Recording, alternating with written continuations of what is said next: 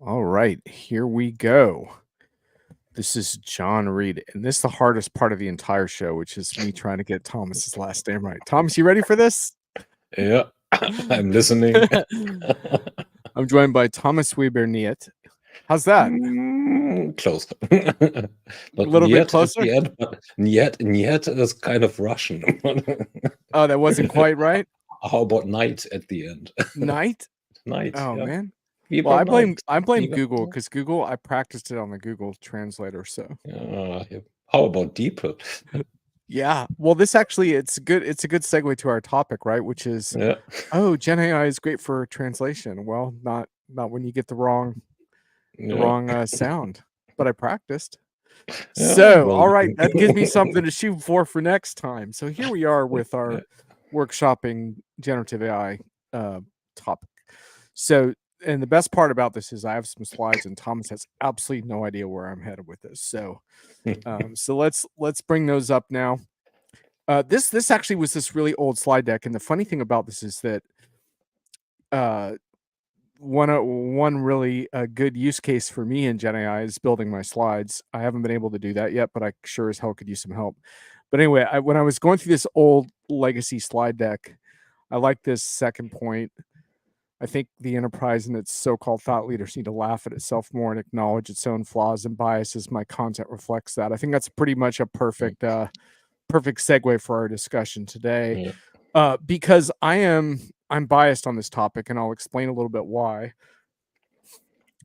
What triggered this event and what the heck is workshopping.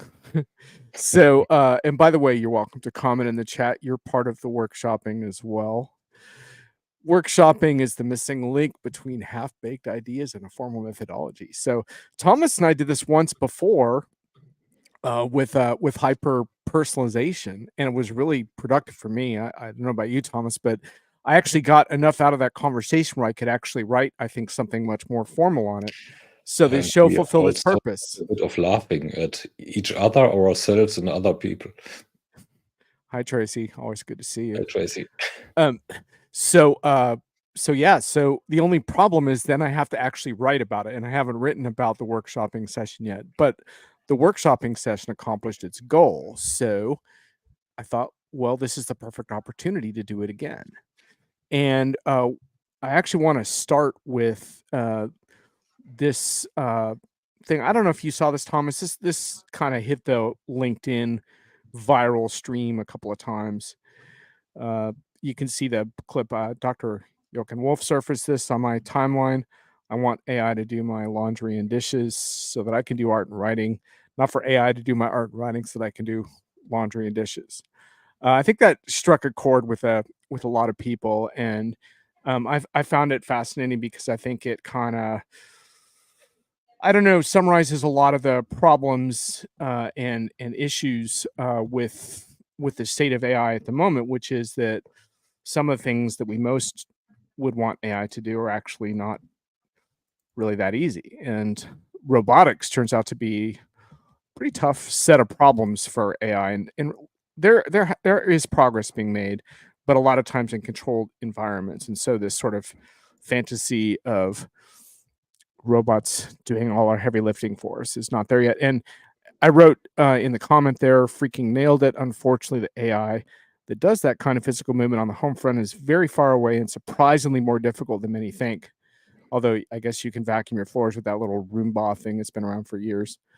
Uh, Whereas the AI that can attempt to appropriate our writing and art, however imperfectly and problematically, is available now to be used and abused, and sure enough, it's being used and abused.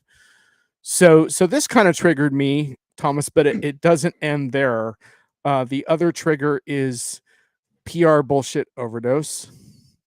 So I want to show you what happened there. So this was the next one. I got this email in May that was cheap content is now king. Uh-oh. And so look, I have a dog in this fight, right? Because like, look, you know, I make a living on. I'm going to switch layouts for a sec because this is important. I make a living on quality content, right? And so, like, I'm not going to lie that this is threatening to my worldview. And for some time, I kind of took the stance. Hello, Ethan. Great to see you. Yes, Friday afternoon show. Try to hope you have your drink of choice in hand. It was nice to see you last week. Um, so anyway, so on the quality front, like my whole high ground has been that quality content still matters, and if quality content matters, then whatever Gen AI does with content, like, is not going to disrupt my worldview. Well, it turns out it's not that simple, and No, it's it's not. not it's not because generative AI can create quality content. It's because there's a lot of arguments to be made around where mediocre content is actually good enough content, and we're going to get into some of the Mhm. nuances of that during our discussion. But getting back to the slides for a moment here. So I got this PR pitch around this, and this is indicative of my inbox. I get this kind of thing a lot. Early use cases are showing significant benefits from microservices to video production. Companies finding large scale success, 97% reduction in cost and captioning. To which I replied, I'm with you on this, though captioning's been available for years. And as a user for AI for video production, I can tell you it is an excellent help, but not a game changer. Why? Because it doesn't understand the content well enough to know exactly what I would need, but it's definitely help. Thomas, I'm interested. I'll stop there for a moment, bring you into that because I know you're an avid video producer via CRM Convos. I've written articles on Diginomica about my experiments with AI for video editing, and it's an interesting use case. Ultimately, I have found that it has greatly expedited my ability to produce shorter clips from longer videos, which I think is a terrific use case in our Yes. industry in particular, Mhm. Yeah. because the live show is one thing, right? Where people can comment and be a part of it and come in and out. But let's face it, how many people are going to watch this entire show on replay? Like, not that many. So there's a really good argument for highlighting some key clips. And I think AI is actually pretty good at that. I don't know what you think, but one thing I have noticed though is I don't it's not good enough to do that automagically for me. I don't want it to just take 10 clips and post it. What I do is I get it to produce the clips. I go through, I pick the clips I want. I do a little bit of tweak and then they go out when I do the shorter clips. What is your experience? Has this like really helped you in the video editing realm? Yes. That's the short answer. The long answer is I'm not doing it consistently enough. That's part one. Part two is you can't just have the system do it. You need to give a bunch of, or a number, not a bunch of good enough keywords into the system. And there's no way of not doing some post-production after the short clips have been created, especially if there's a setting of more than two people, like our CRM convos in general. Guess what? This tool regularly uses, let's say, the settings that I don't like, or Right. we don't like, or whatever. There are some speaking pauses in between, some lengths that could be cut out, or some other parts that should be added, actually, which is hard to be done there. But just the ability of creating those shorter clips that are good enough, they are mostly not great, they are good enough, gives a, a, a lot of highlight to people. Yep. So there's good information coming out, and even better. So we are not doing the CRM convos for monetary purposes.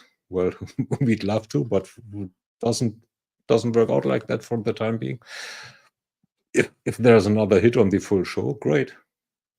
If Right. not, well, no harm done. And those tools are right now in the vicinity of $100 a year, so that doesn't make anybody really poor. So I Right. would encourage people trying these things out. And there are several of those vendors, which I won't name now. Yeah, and So I've written about it. I've named yeah, some vendors in my pieces, yeah, and yeah, I think what you just described is fairly indicative of what a mm, lot of what I'm yeah, seeing is that these tools, and we can idealize them, but they actually do need a lot of adult supervision. yeah, But applied properly, they can be very interesting because, like in my case, for example, I wouldn't have time to produce clips on my own. Like, I can do it technically, but I don't have time.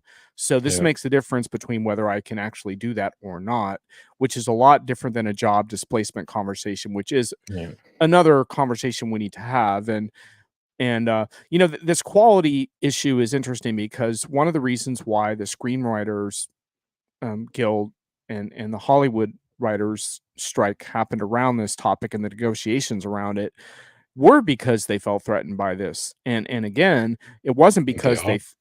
it wasn't because they thought that Gen AI could write a script anywhere near as good as what a human could do. But there's a couple of issues that you have to think about, which is what is our tolerance level for mediocrity? Because there's a lot of mediocre bullshit that comes out of Hollywood all the time that is written by humans that does pretty well, especially if there's a lot of high production values and big explosions and you know stuff like that. So one issue is one of the unresolved questions in all of this is what is the human appetite for mediocre content? But the second part is around that was they were concerned about AI generation of raw materials that then they would be asked to essentially hone, but then they wouldn't actually get the royalty or the credits around that. And so it is interesting because while I want to have an enterprise conversation today, it's interesting to look at what some of the concerns around these tools have been, because I think if these tools weren't at all threatening, then there wouldn't have been that kind of ruckus around this negotiation. And so there is something there. One of the unresolved questions in this sort of cheap content is king conversation that does apply to the enterprise is if it's incredibly cheap to produce content that's acceptable, at what point is there utter commoditization of content? Which kind of gets back to the email for a moment, because I want to continue with this email because I think it's sort of important. So the pitch continues. The ability to quickly and cost effectively transition between 120 languages and a significant reduction in time and cost to create new content. Now, I don't want to skip over that 120 languages part because we're going to get to some of the use cases. And I do think that translation between languages is a powerful use case. That being said, some of the translations are imperfect, which is part of the reason why I'm a little suspicious of Gen AI in this context, because I think one of the reasons people like creativity for Gen AI is because it sucks at getting things right in a nonfiction sense.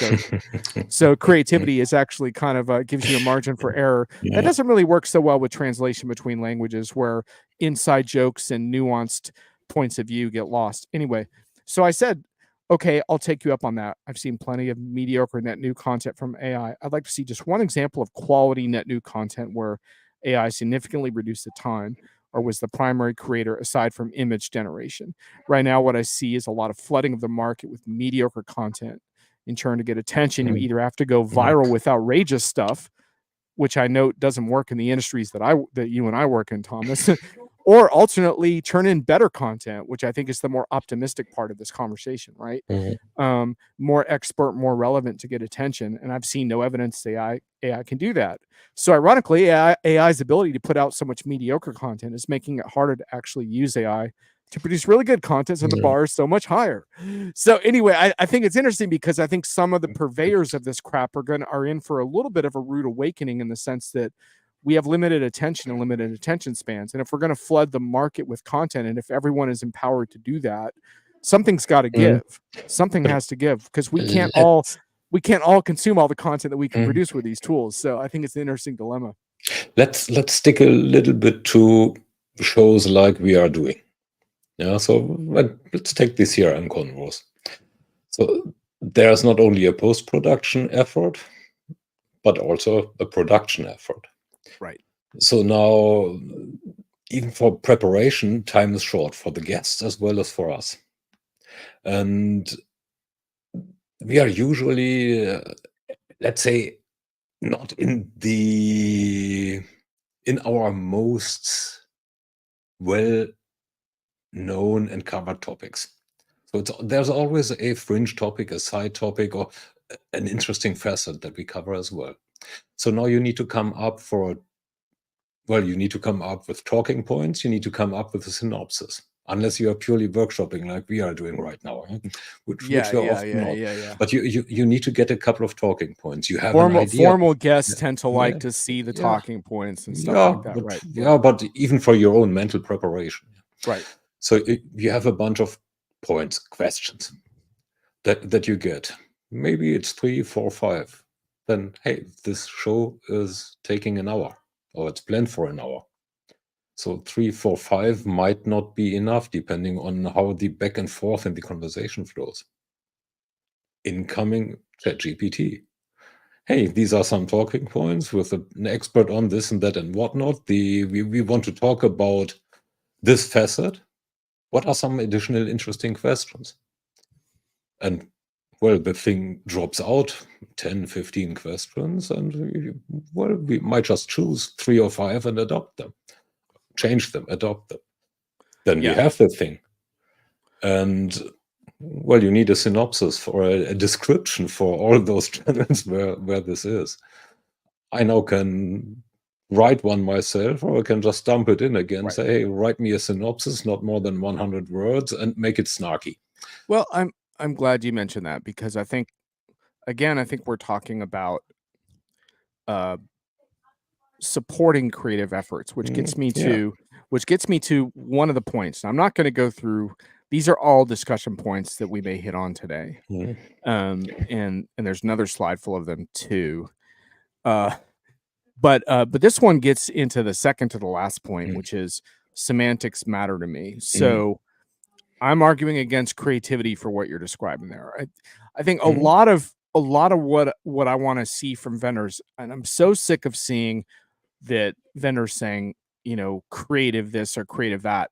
Like, job description generation is not content creation. Just stop it. Stop it. No, That's content generation. it's What not even what generation yeah, or generative in terms of creative. It's we're derivative. using the word creativity in a very sloppy Yeah. manner here. And by the way, I'm not going to spend a lot of time on point 1 here, because we're going to move on from this point. Mm. But this creativity, whatever is possible, Mm. is trained on the backs of mostly Yeah. uncompensated artists. So let's just say that, like Mm. so for example, I was watching some songs written by Gen AI on YouTube, and the only reason Gen AI can compose those songs is because it's been trained off the back of a ton of artists' music that were never compensated for that effort. So let's just say it's just flat out Mm. strip mining those artists' back catalogs. Mm. So that's what's going on there. And some of that will get settled legally. And now the output is different. I don't necessarily think the output is uh is a legal violation. It's the training that's the Mm. violation, in my opinion. But anyway, the output, a little soulless, a little unimpressive. But the thing is Mm. that it happens because of what goes into it. Mm. And so whether you can truly call that creative or not, the thing that I'm struck by is that even to get that output requires some skill in the prompts. Mm. So part of what I was looking at is the prompts people use to create the songs that they wanted to hear, Mm. and the prompts were sophisticated. And It's a so lot there's that still a depends human on. element. There's still a Yeah, human element there it's in pulling mandatory. out what you want. Yeah. And So, also a lot of it depends on how you define creativity. I just took the liberty yep. of asking ChatGPT what the definition of Oh, creativity great. is. Let me give it verbatim. Okay. Creativity is the ability to generate, develop, and express original, imaginative, and valuable ideas. These are 3 big words.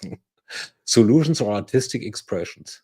It involves thinking outside conventional boundaries, combining existing concepts in new ways, and producing novel outcomes that can be appreciated for their innovation, aesthetic value, or practical utility. Oh my God. Creativity can be applied across various domains, including art, science, technology, business, everyday problem solving. I think the not the value is already in the first part. Right. Original. Yep. There's nothing original in whatever gets Right. done out of a generative AI system. Indeed. And I'm going to show you all some definitions of creativity later that I think are Yeah. maybe less boring than that one, but I do think the origin the originality thing I think does jump out. Yeah. We've actually hit on most of these points already. Yeah. But one point I do want to really hit on though is before generative AI came the algorithmic economy, which is not a content Mm. meritocracy. And I think this is really, really important because part of this sort of content generation, I mean, content generation in the enterprise has a bunch of different use cases, and we'll get into some of those shortly. But one of them is obviously marketing based stuff, earning attention and stuff like that. And Mm. earning attention is not a meritocracy. I mean, when I go on LinkedIn, like the idea that I'm being shown the best content is absolutely patently false. And that's been false for a long time. I write my weekly hits and misses, and I curate that based on RSS feeds. And the reason I do that is because, Thomas, like I subscribe to your blog, for example, and your stuff Hey, doesn't there's always one. yeah, exactly. Your stuff doesn't always get surfaced on social channels. It Uh, just sometimes it does, but sometimes it doesn't. And a lot of times it's probably worthy of my attention, but I uh, don't see it. You know what I see instead?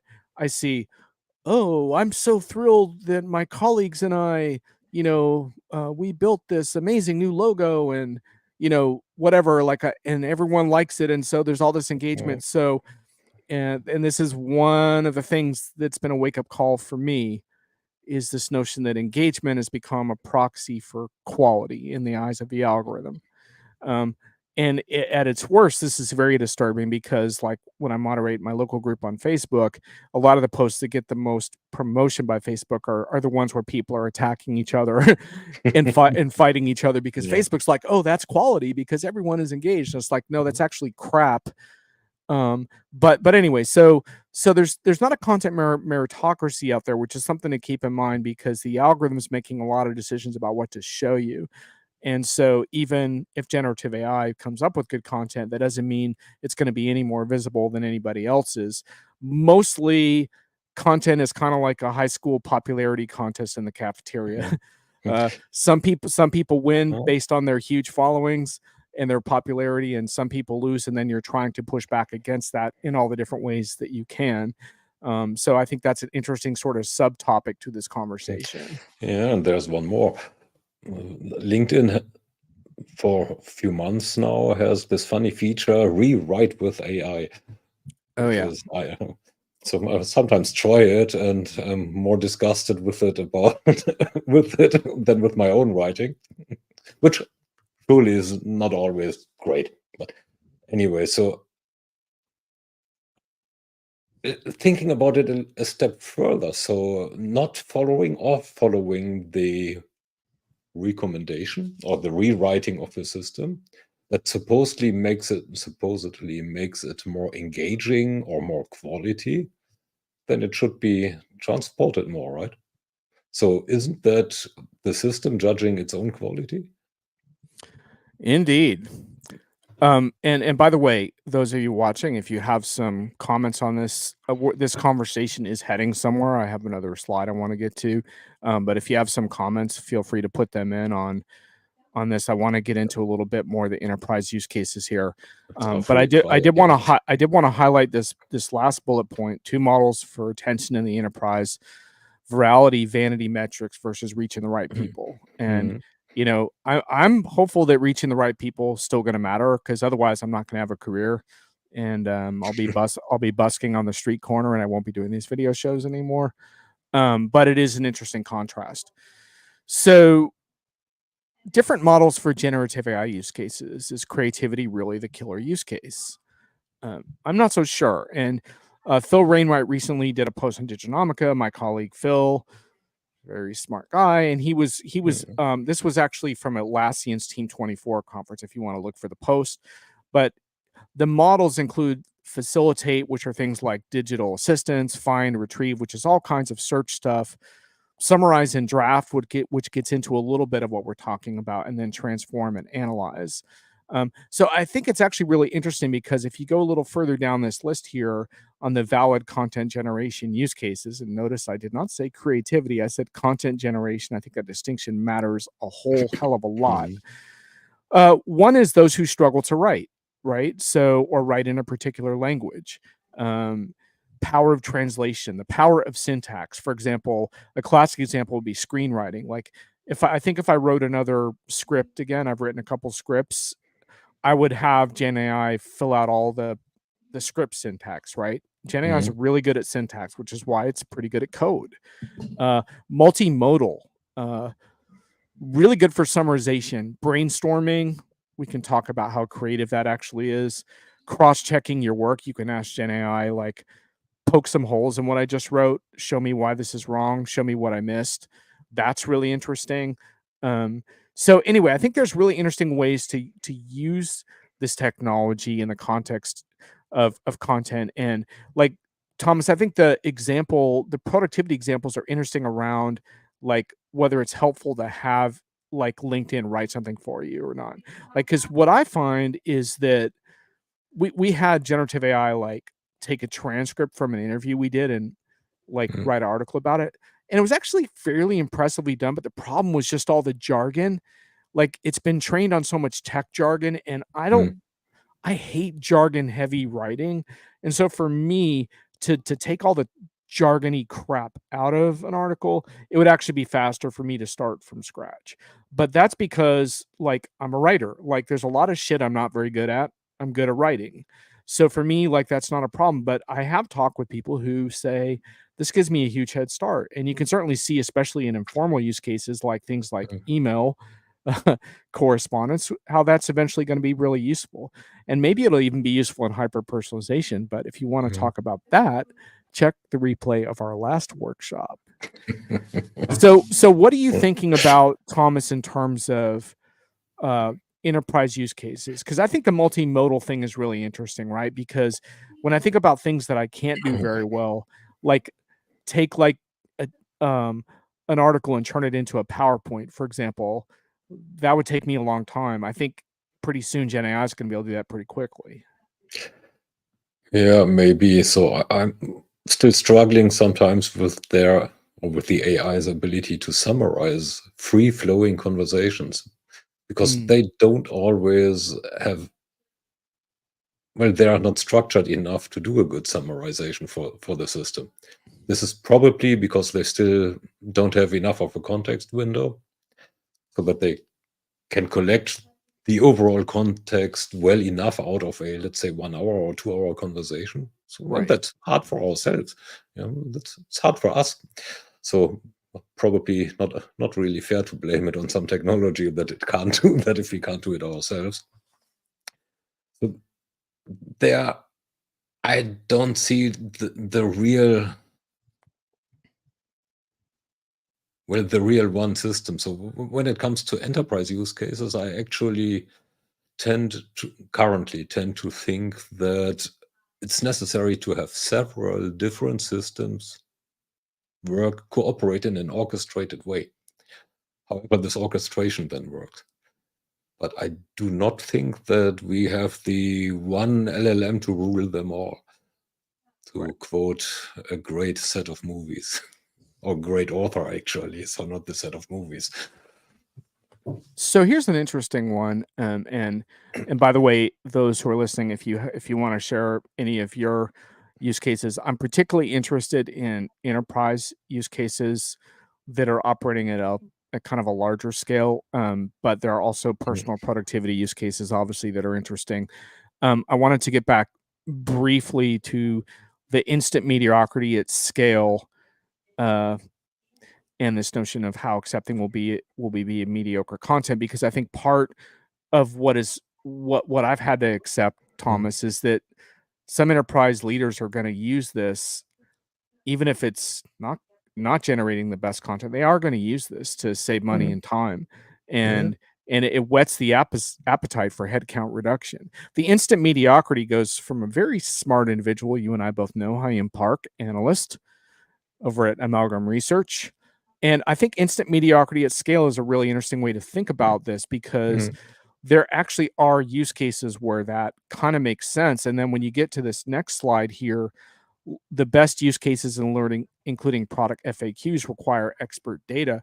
Well, this is what gets a little bit interesting about enterprise AI, because you can take mm, that capability to post like instant mediocrity as Park described it, but instead feed in the prompts via your so-called retrieval augmented generation techniques and stuff like that. Feed in the required clean quality data about a particular product, right? And then have generative AI generate Mm, FAQ yeah, type information around that. That actually is interesting because mhm, that's not totally mediocre anymore, because when I read an FAQ, I'm not expecting for it to be like whatever, Catcher in the Rye or Tolkien Lord of the mm, Rings or whatever you might pick your writer. I don't need that. I just mm, need really informative information, and I think that is well within the scope of generative AI. And yeah. suddenly the instant mediocrity is not quite so mediocre because it's being honed by very specific inputs. I think that's fairly interesting. Yes, it is, and that actually points into one of the major challenges that are there right now. I do think that RAG is a band-aid. Oh yeah, Why is the band-aid? Because we train those systems on all sorts of stuff, right, be it be it dirty laundry or high fashion. Yeah. And if with that, the results that come out of those systems are great only by chance, by accident almost. So right, this means that the training systems need to be vastly improved, and this basically says that there is a word to be said for expert systems. right. I'm using this old term in a novel Yep, way right now. So trained on expert data so that quality output can come. right. So that is something that's totally missing right now. So, and if we manage to get that, then the instant mediocrity or mediocrity, mediocre, well, the bad stuff becomes a notch better, or two notches better actually, Yep. which then, if prepared properly, gives a strong signal in all the noise that's getting created by the mediocrity. Right. And, we could get into that a little further because Mm, I tend to view our RAG and some of the things that are being tied to RAG as a little more sophisticated than a Band-Aid, because yeah, yeah, RAG is also being connected now to things like knowledge graphs and yeah, some of the content that's being inputted into the mm, prompts to restrict the LLMs around that material mm, is a little stronger than a Band-Aid, but I would agree that it's mm, something of a crutch in that the true AI scientists that I study don't take RAG seriously. They don't consider it mm, a major breakthrough. yeah, So when you hear enterprise vendors like extolling the virtues of RAG like it's some miracle thing, it's definitely mhm, not. It's a bit of a kludge. But Thomas, it is more effective than a Band-Aid. What I would call a Band-Aid would be the guardrails that companies like Google have tried to construct around their LLMs that can actually be broken with ease. These guardrails are an attempt to control mm, to make sure the output is civilized and not yeah, politically offensive, but those guardrails don't work. And so that's what I would mm, refer to as like band-aids, because they're very, very limited in their effectiveness and they can be worked around. yeah, But ultimately, I think you're right that a lot of times domain specific models of the mm, future, they're going to be smaller, they're going to be more focused, they're going to be well trained on your specific data. I've heard some really good anecdotes this spring at events. I'm not mm, You probably have as well, things like, for example, if you have compliance related material you're trying to generate, let's say, um, you can train a specific domain only on the compliance related data that you're trying to mm, study and adhere yeah, to, right? And that's going to give you a much more focused output. Now, yeah, the one thing I will say is that the large language models, they're not it's not just mm, when you move away from them, you are losing a little bit of the versatility of communication, like some of the chatty aspects that those large language models are really good at when they're given a front end chatty interface. mm, They're more versatile in their ability to mm, engage with humans, but a lot of times you don't need that, right? Because you're just trying to use an LLM to generate product documentation and stuff like that, or job descriptions or yeah, performance reviews.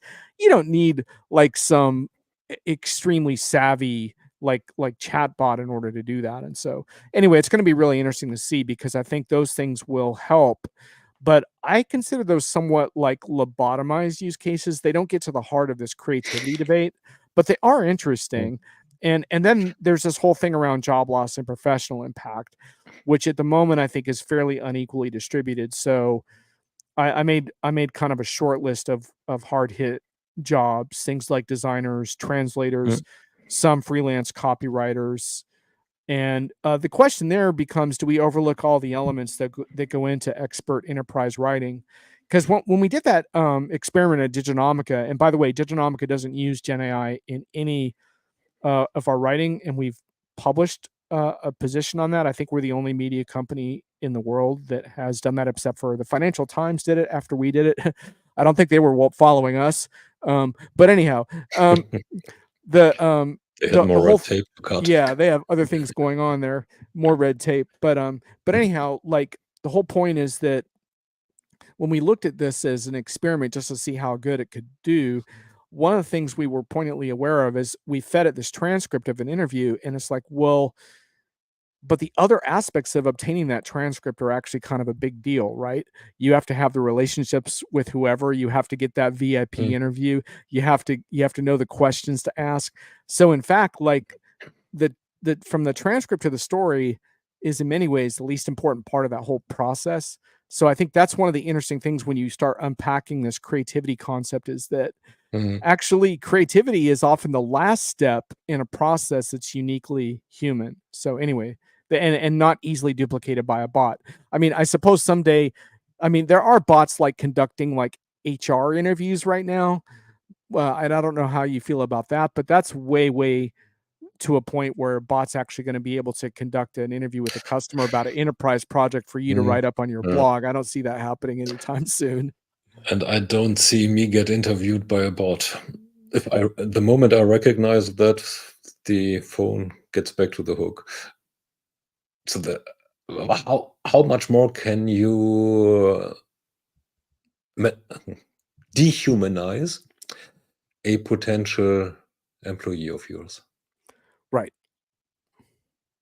So this is well, my bot interviews your bot. Sorry, there's no other way. But a company that does do that hasn't heard the shot. Really not. Well, I guess the markets are going to decide that, aren't they? Well, the market is not always smart. The market is greedy. Indeed. And, yep. Well, that's a power play.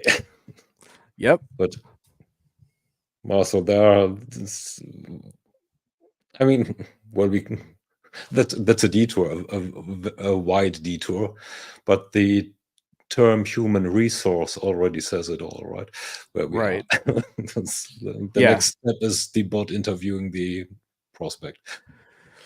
Yeah, I have this thing at the end of this deck, which is like these things I call Johnisms or whatever, and this is for another show, but they're just different things about the enterprise. But there's a couple that are relevant to this discussion. The bottom one is no technology, not even AI, is above the need for project accountability. Agreed upon metrics from all parties, measuring those metrics on a continuous basis, which I think is really interesting because a lot of people seem to be taking this on faith that somehow AI is not accountable to project metrics and project ROI, but especially when you consider the costs, I think that's important. But they are trying it. Remember, that's 2 months ago. Yeah, the Air Canada lawsuit that Air Canada lost. Yep. This was the bot promising a refund to a customer, Right. which the customer dared to sue for. And guess what? He got his refund because the bot acted as a representative of the company, and not as a rogue entity. Yeah. And the law around all of that isn't fully established yet, but I think that case was a big wake-up call to a lot of companies who wanna, like you said, the market tensions around rolling this out quickly versus lawsuits get executives' attention as well. In the middle of this page, if you plug this is supposed to say next gen tech. I'll have to fix that typo. If you plug next gen tech into a customer in different framework, you get customer hostile and different results. Mhm. Same with AI. If you plug Yeah. AI into such a framework, you get headcount reductions. Yeah. So I think that's one of the really interesting things about this whole discussion, right, Thomas, is that it gets back to your point on human resources, that a lot of the problem is when you plug next gen tech into a flawed framework, you're going to get a flawed Yeah. outcome no matter how good Yeah. the technology is. So Yeah. And from a headcount reduction, there are two ways to think about technology, throwing technology at a challenge. One is getting better things done. Well, three ways. The other one is getting things done better, however better is, less mistakes probably as a KPI there. And the other one is getting it done cheaper. So now, depending on the macroeconomic that is prevalent at any given time, companies tend to think differently. And a technology that promises efficiency, and everybody promises efficiency, well, lets me as a decision maker probably first think of getting it done cheaper, and cheaper doesn't mean less people initially, till nobody buys my stuff anymore because they can't afford it anymore because they don't have income. But that's tomorrow's problem. So I do think that the whole framing matters. yeah, for sure. Mm, And it's one of the things that's given me pause in my whole thing around like, mm, well, generative AI can't produce the quality of content that you mm, need. And it's like, well, but if AI mm, gives an executive air cover to do a headcount reduction mm. they've wanted to do anyway, Yeah, then my point of view on quality doesn't matter. yeah. And that's been a little bit of a cold shower that I've had to take on this whole topic. Mm. But I'm not retreating. I'm regrouping, and there's a really big Same, that's, yeah. difference. Well, Yeah, there's this thing of tactical retreat, right? exactly. Now, the final point, I want to get back to the final point on this slide in a Mm, little bit. Uh, I think there's an mm, irony in that I don't think we're necessarily creative enough in our use of AI for the enterprise. And I think a lot of times this is one of my mm, big problems with the whole creativity and AI discussion is there seems to be an obsession with saying, mm, "Oh, this Gen AI wrote something almost as well as I could have," or whatever, instead of like looking at what is uniquely capable with these technologies that humans aren't very good at. So, for example, I had mm, a very interesting session at a ERP show of all places with a bunch of Gen AI startups, and oh man, they were drinking the generative AI Kool-Aid hard. They were swigging it down. I have a hunch that half the startups in that room don't even exist because it was about 6 months ago. But there was one that really interested me because they were taking kind of a different mentality. They were in the entertainment industry, but they were looking at like especially like genre things, right? Where people get obsessed with genre type activities, right? So you're a Lord of the Rings fan or you're a Game of Thrones fan or whatever, and you mm, get super interested in the universe and the characters and stuff like that. You Star Trek might be another one. And so the idea here was create more interactive entertainment experiences where so we might be watching a movie, but in midstream, you could stop and mm, interact with one of the characters, and that character has been trained on the entire sort of history of that character and that worldview, right? And suddenly you're interacting with this character and like asking them questions mm, about this or that, and I think it's super interesting because like I sometimes have done that like later, like I'll watch a show and then I'll go on Google and like be like, wait, because George mm, R. R. Martin has all these elaborate family trees and stuff, and it's like, wait, who was related to who, and wait, who was actually married to their sister, and like whatever, mm, trying to figure it out, and so I just thought it was interesting. I'm not saying I was going to be successful, but what I liked about it was this notion of like, wait, these tools can actually do things that humans can't do, right? And I think and one of the things we're missing out on when we obsess about replacing human productivity with machines is we lack the imagination then to say what can this stuff do that humans can't do. So anyway, I think that's something to come back to, I think, a little bit. yeah, and that's where I think that we are talking about not creative enough, are not thinking far enough. Right. So everybody in the enterprise software world is talking about smart systems. And there I'm with Bob Stutz. He says there are no smart systems around. They are, well, algorithmic. They are not smart. A smart system to me is a system that adapts itself to changing environments.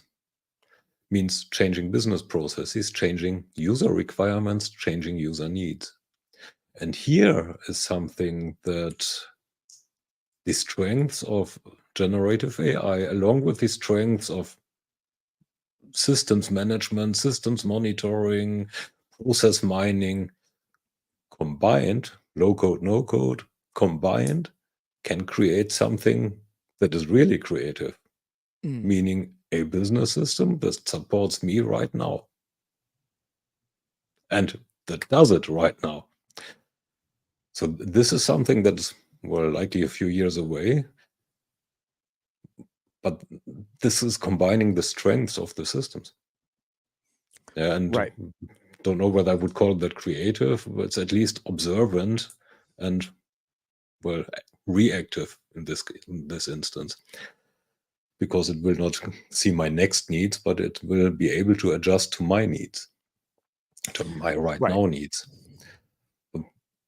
That is something that, well, whoever builds that, I would call creative. Right, exactly. And I think that's a little bit about what I'm missing from this conversation currently is so much obsession around, you know, Gen AI created a blog for me, had a CMO on LinkedIn that was like, check out the blog that Gen AI wrote for me. And I read the blog and I thought it was crap. Sorry, CMO. But it wasn't necessarily terrible. It just like, and this comes down to like what framework that you have for reaching people. Like if it's a search engine optimization exercise, then it's probably okay.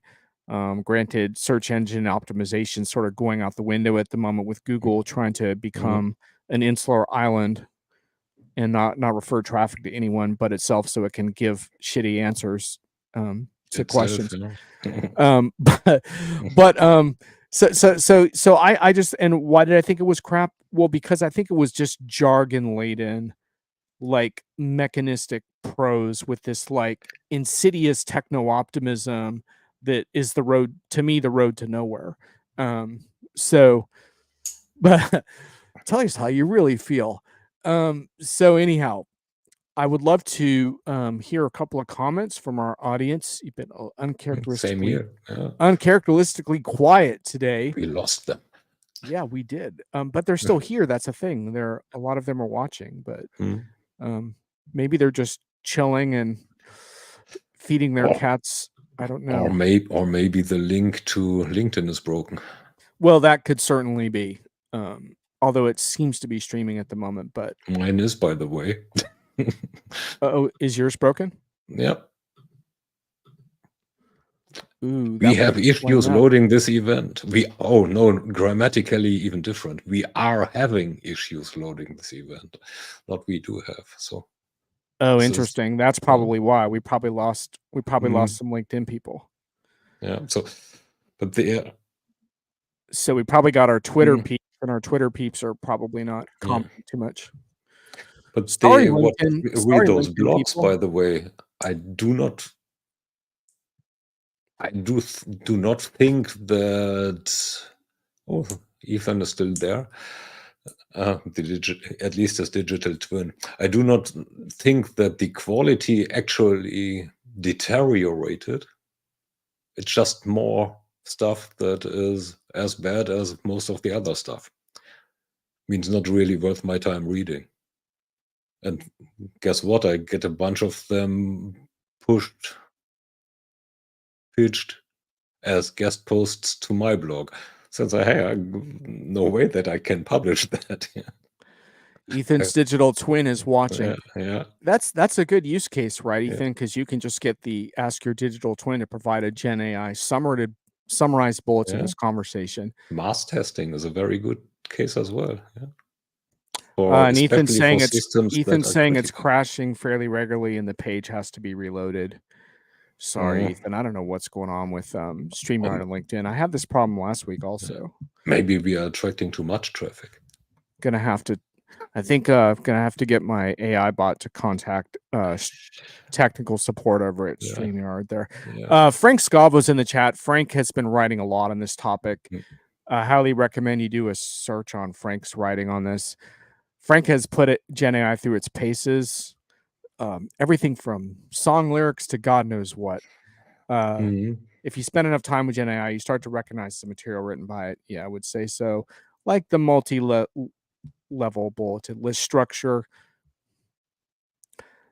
Ethan says, I think a Zoom CEO is advocating having your AI avatar attend meetings.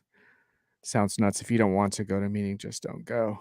And it doesn't help because there's another AI that detects that's actually not you who is there and fires you anyways. Which happened recently, right? So there were, what company was that? So they had some people, for the bank, I think. They had some people who were regularly having computer programs do something with their computer physically as well as mechanically, or well as electronically. And they got fired for cheating. So, man, you're ruining all the avatar dreams that I have of sending. I was going to send an avatar to some shows this fall, and I wouldn't have had to even go. Hey, your good news is you're your own boss, so you can't fire yourself. Or well, you can, but would you? Not just yet. See. Oh, Sam says that was Wells Fargo. Folks let go for using mouse jigglers. Ouch. Yeah, they used technology to pretend being active, or maybe they were active, but they did it on paper. Ethan says Ethan Malik is pretty clear that AI detection doesn't work well. He's primarily interested in academic context, AI authoring of papers. Failure rate of systems that claim to detect this is incredibly high. Yeah, in fact, so much so, Ethan, that OpenAI even gave up on their efforts to create a tool to identify false pros. And I think there's going to be a lot of false positives here. There was a student, I think, that was kicked out of school for this at one point, and you know, whether or not it was a false positive or not, it was a big controversy. I want to move on to the next slide. By the way, Thomas has no idea what's in my slide deck, so this makes things especially interesting for him. So let's talk about exceeding generative AI. Like, let's concede for a moment the point that I was unwilling to concede earlier, that these tools do create things, quote unquote. Josh Barnoff used to call his website Without Bullshit. I don't think he calls it that anymore, but he defined what human writers should aspire to in his post. Chat GPT is AI. AI is now a decent writer, so you need to do better. And so he asked what makes writing worth doing. His answer was original insights. AI doesn't have those. Engaging prose. AI is weak on that. Wit. AI still lacks that. And I would add, in our industry, again, this problem of de-jargonizing, like jargon free, and take out all the insipid buzzwords and stuff. I added a compelling storyline and narrative. AI still sucks at that. Satire. AI can only guess at that. Subjectivity, honesty, inserting your own experience into your theoretical constructs, which, by the way, I think is a valuable thing to do anyway, as far as acknowledging bias. And a lot of times when I write, I try to indicate what axes I have to grind, because I think it's useful for the reader to know that. Just like I have admitted that I have an axe to grind on this topic, because my entire profession and worldview is at stake to some extent here. So deep subject matter expertise. AI can only source that from whatever it is trained on. New ideas and newsy developments. AI is always chasing new ideas from behind. So this is, to me, like a little bit of a laundry list of what if you want to take a more optimistic stance on all of this and not give in to the dystopianism of sort of like a world of like cheap, cynically generated content, I think this is the interesting challenge, which is to be more human and and more compelling. And I think, especially in the enterprise, God knows we need more of this type of content anyway. We've even before Gen AI, we didn't have enough of this type of content. Yeah, there are. Well, what does Ethan have to say?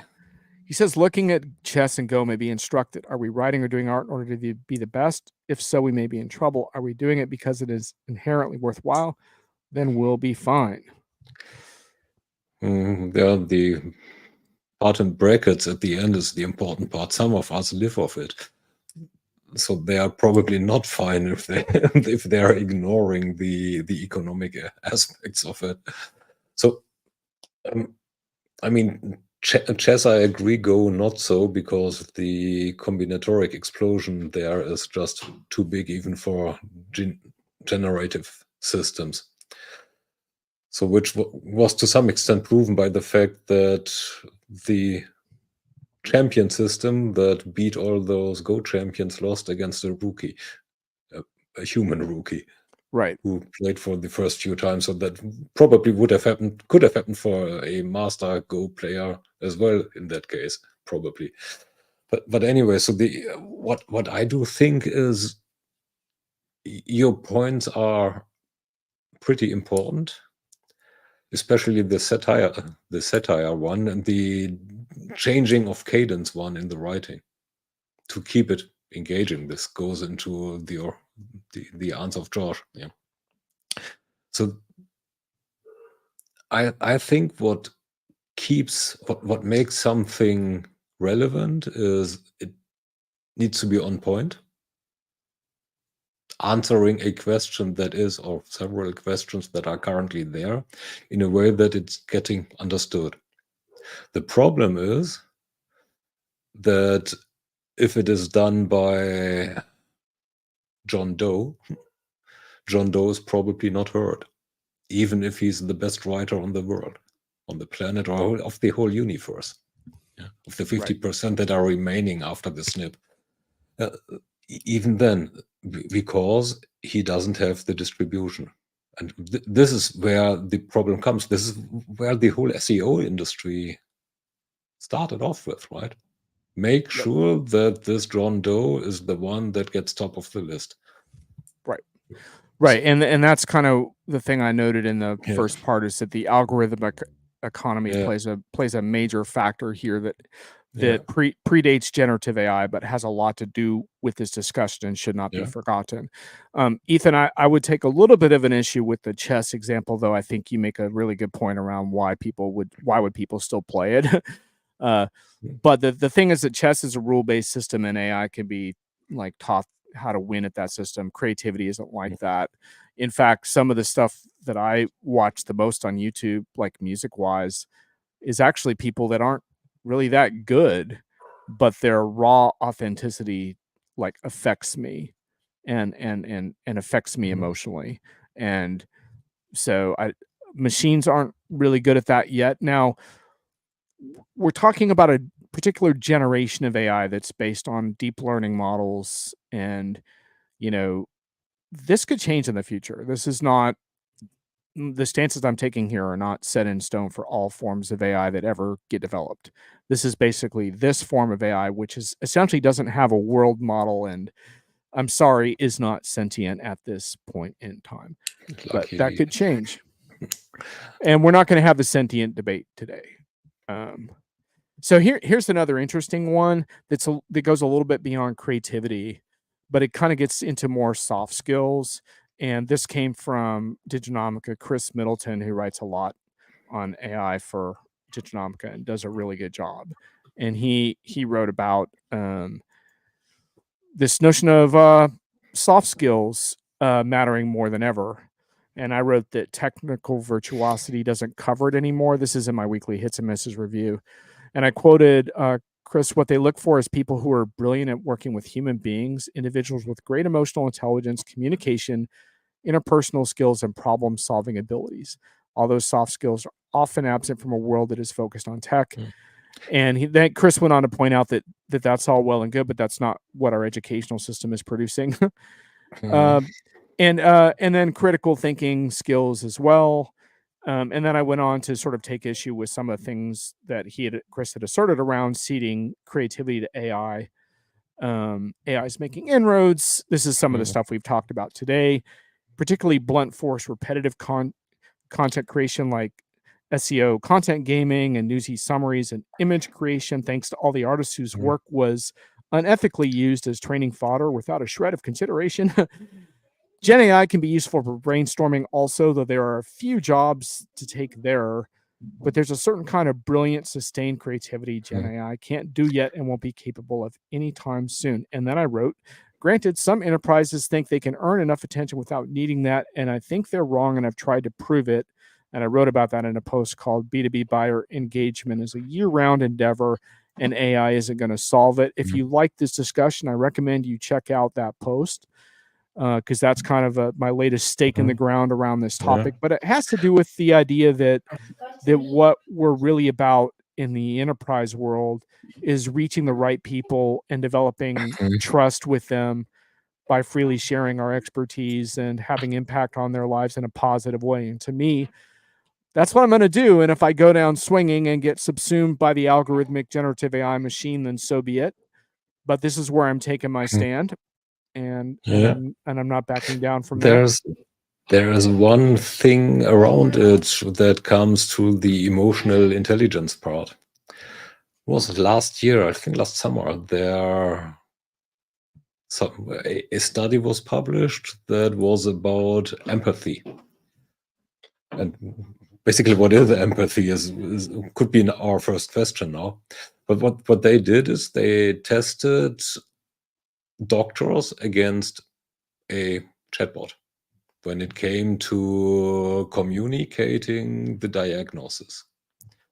And 8 out of 10 or most of people said that the bot, without knowing that it was a bot, was more empathetic than the doctor. So this means, to me, it's always the question, is it a duck? And this looks like it, sounds like a duck, it walks like a duck, and it swims like a duck. Then it probably is a duck, means empathy. So emotional intelligence, what is it? So can't an AI system be already ahead of the average of us? In some cases, yes, because in some cases, what you need to interact with the system is more of a steady individual than anything else, and AIs can be steady.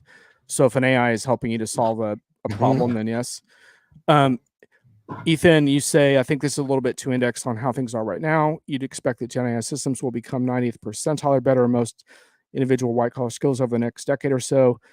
There's not a lot to feel good about here for undifferentiated workers. I agree with the last sentence, but not the rest. I look, I make a big distinction between, I don't think of it as skills as much as tasks. I think there will be improvement in tasks, but I don't see improvements coming in things like problem solving, the ability to follow through on complex issues with customers and things like that. And look, this is a debate. There's some people that think that Gen AI will continue to evolve and scale. I've spent a lot of time studying this, and I take a little more the position of Gary Marcus. If you look at his white paper, Deep Learning is Hitting a Wall, that he published a few years ago, that's how I perceive it. I think we've hit a lot of the gains from Gen AI. There will be more, but I think it's going to require a significant additional breakthrough. Yes. And Thomas referred to expert systems. There may be an ability to, there may be some neurosymbolic things that come out of that are interesting. My position, Ethan, is that there's going to need to be another breakthrough before widespread jobs are annihilated around this. But, I could be wrong. Like this is a debate, and one of the reasons you're probably picking up on that is that I don't take your position on that, but I understand that other people do. I just think additional breakthroughs are going to be required before that happens. That's all. Yeah. And they go via orchestration of systems. Yep. You are always a fan of customer use cases. So that was on a conference where a company was a customer service company. They had 3 key metrics: customer satisfaction, employee satisfaction, and automated solution rate. All of them shall be high. How did they do it? So they had all incoming inquiries come into an AI first, which created a solution which was run against a CSAT predictor, and if good enough, was sent to the client. If not, it was sent back, first to the machine and then to a human. Same with the human thingies. So, and what human thingies, so same with the responses that humans gave. With that, they boosted their CSAT, the employee Right. set, and their automation rate, which is quite fascinating. Yeah. And look, that's going to happen in like, and Ethan, you know, this is like a debate, right? I could be wrong about this. And you say there's a current amount of runway. I think so. But the thing is that unless the job losses are dramatic, what's going to happen is a lot of companies are then going to reinvest in growth and stuff like that and create new roles. And so, yeah, you lose some, but then you gain some. And that's sort of my current position is I think there will be losses. Now, granted, like my slide indicated earlier, there's certain areas like translation and certain kinds of image creation and design work where there's notable drop-offs right now. And so there are some areas that are very targeted that are experiencing drop-offs. You know, probably video production and video editing is going to be another one like that.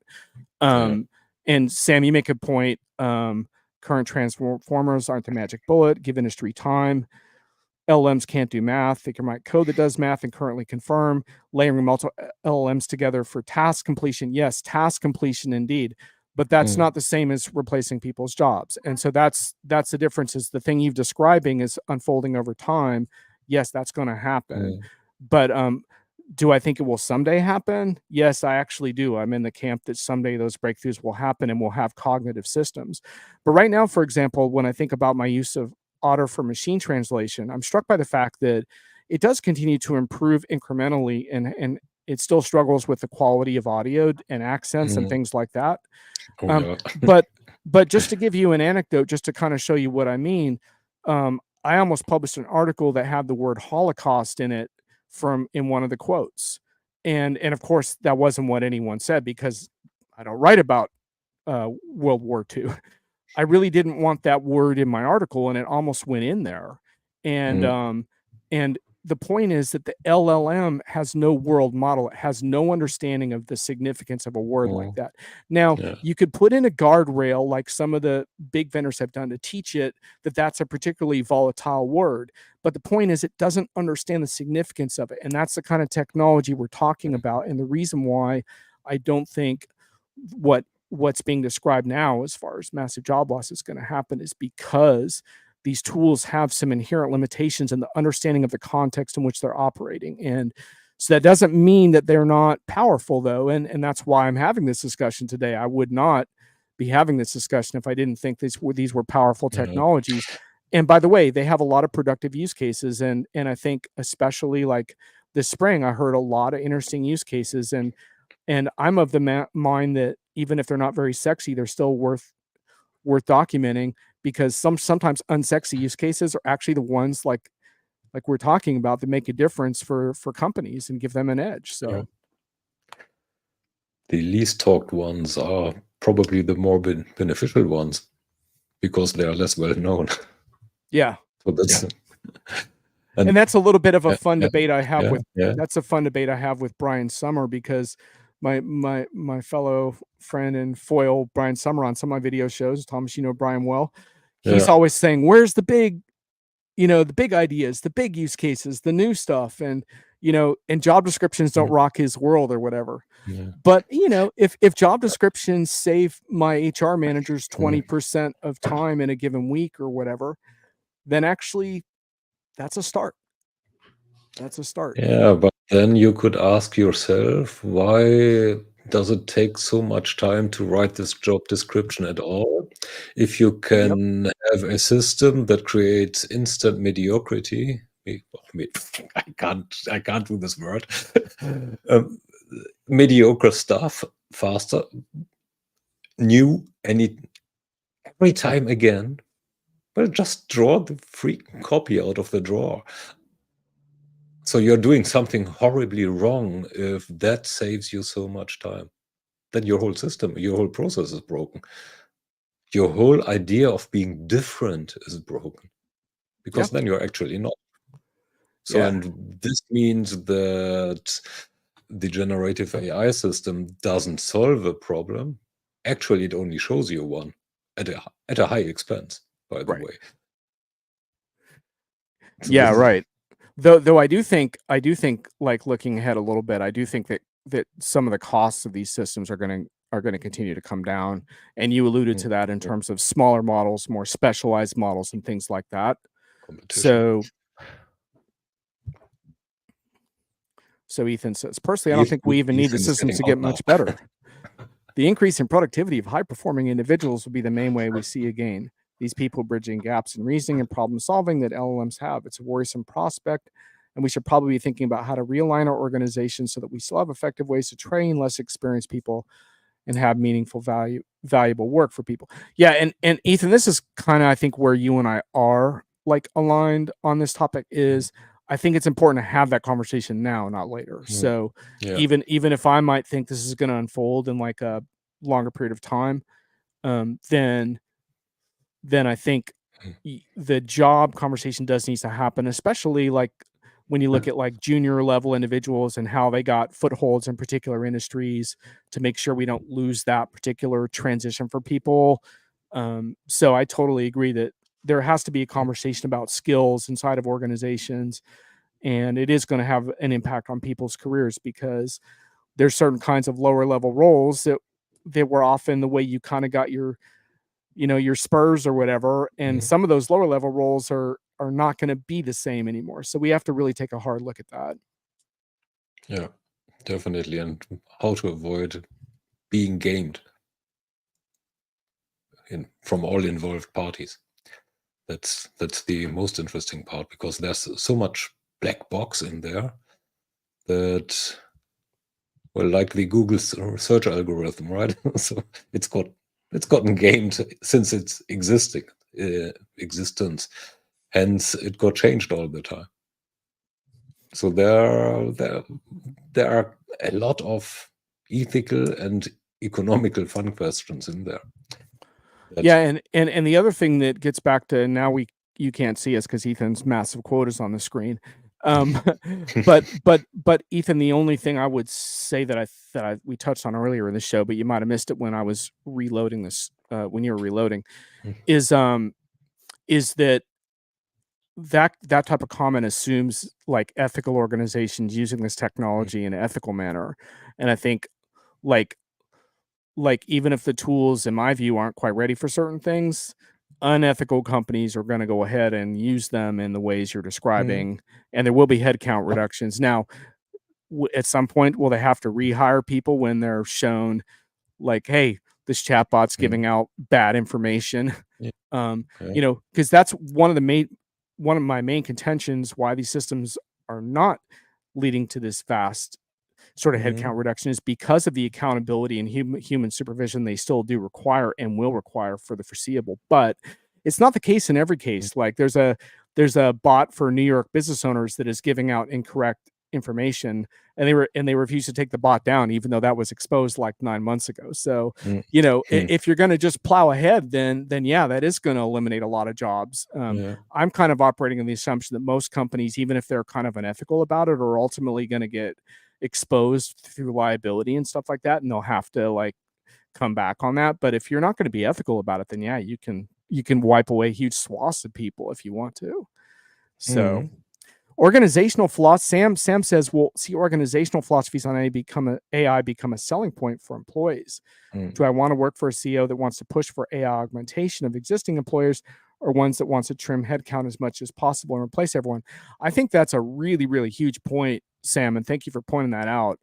That is a vital point, and I totally agree. I think that the trust issue is going to be huge for this entire conversation. It's going to be huge for content. It's going to be huge for how we do business with vendors, and how, I think we're going to choose vendors whose AI approaches we trust. And to your point, we're going to want to work for companies that are using this technology in a humane way, and being transparent about it, but also to Ethan's point, acknowledging areas where we are achieving efficiencies and where there will be changes. To pretend like there won't be any changes is absurd. So I think that's a really good point. I mean, none of us objects to getting rid of the boring aspects of our work. No. So we would be stupid, wouldn't we?